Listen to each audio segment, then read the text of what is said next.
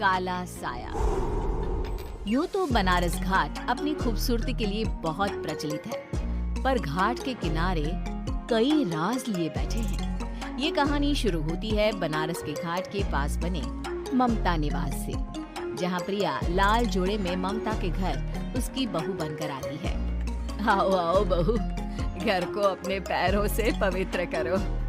ममता घर की दहलीज पार कर ही रही होती है कि अचानक एक बहुत गंदी सी बास पूरे घर में फैल जाती है।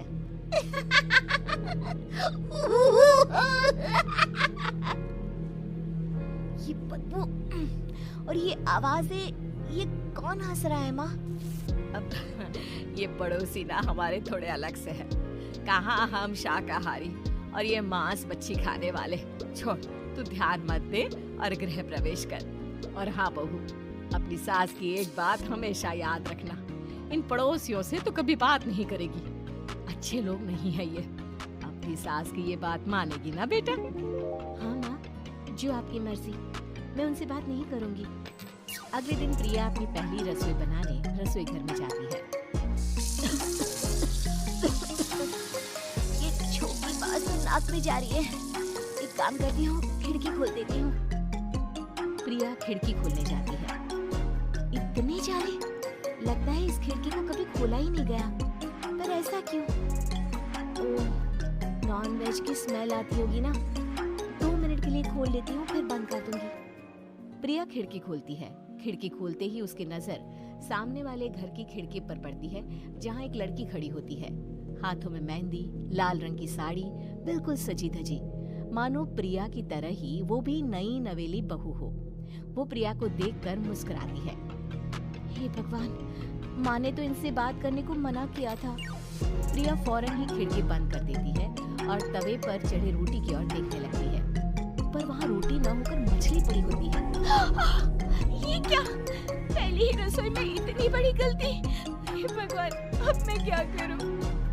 प्रिया बहुत डर जाती है और फौरन रसोई की सफाई करने और फिर सभी के लिए खाना बनाने लग जाती है। जब वो सबको खाना परोसती है, सब तो ठीक है, मैं बेकार में चिंता कर रही थी। हे भगवान, ऐसे ही बस अपनी कृपा बनाए रखना।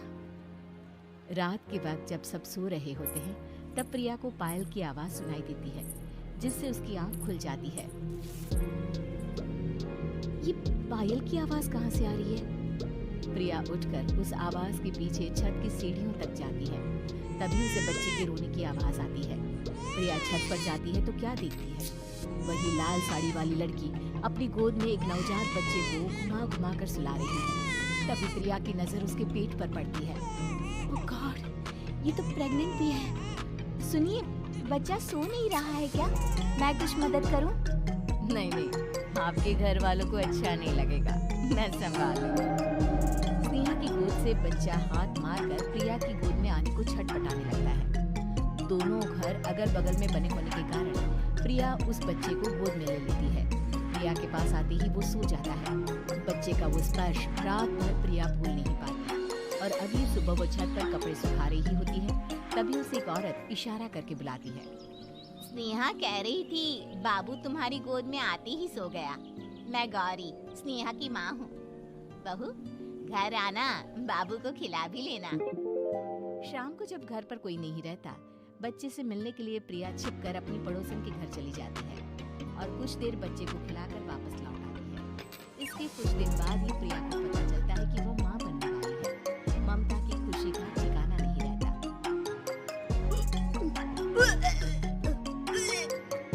माँ जी, पता नहीं क्यों उल्टी आ रही है।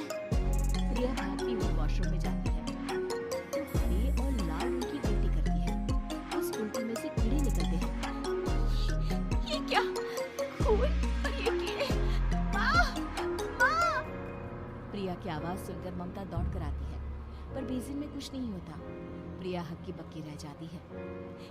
ये सब क्या हो रहा है? प्रिया घबरा जाती है और अपने कमरे में जाकर सो जाती है।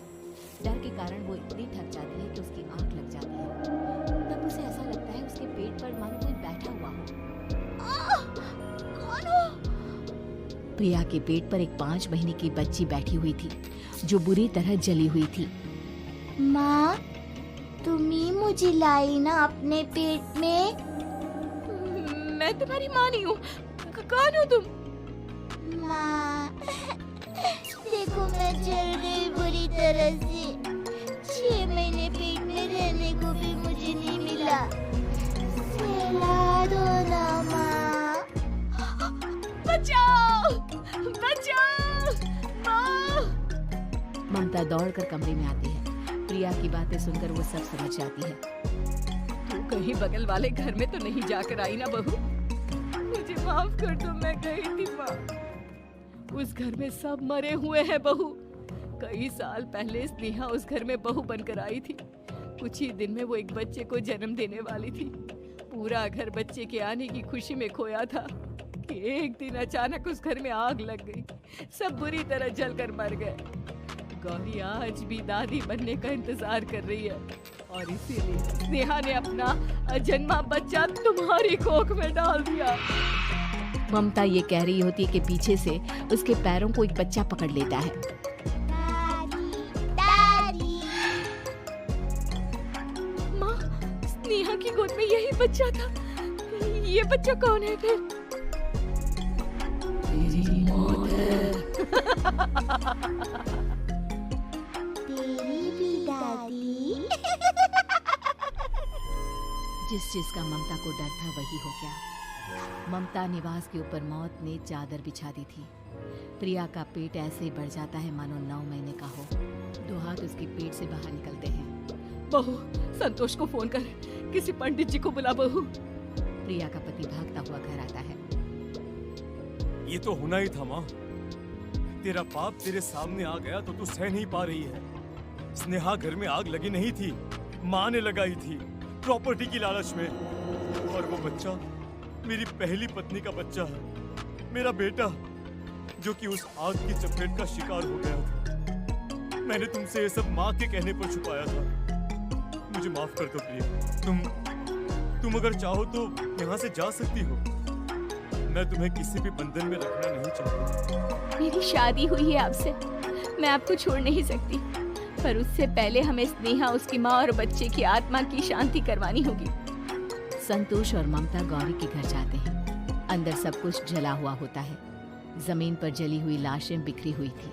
ममता रो रो कर अपनी करने की माफी गौरी से मांगती है। प्रिया स्नेहा के घर वालों का अंतिम संस्कार करवा देती है और ममता निवास फिर से आत्माओं के साए से मुक्त हो जाता है।